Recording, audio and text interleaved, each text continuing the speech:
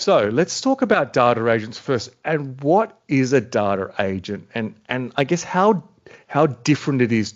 How is it different to Copilot in Power BI? So when we talk about all of these AI chatbots, large language models, we're essentially entering data and we get a response back.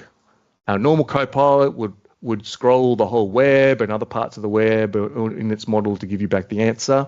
But what data agents do is that they translate that English into structured data queries in SQL, DAX, and in KQL. Okay, and that can be advantageous for data analysts and for people that are looking for specific data. There is no code that is required, and there is some in setup which we'll go through. That data can be output in text or in table form, so there's no visuals with these data agents. It's purely text and table. And what we can do is we can tailor the agent to give it further context and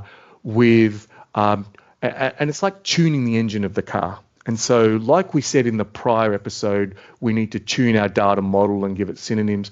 These agents, we can give them synonyms, measures, example queries, so the agent has the best chance to answer the question correctly.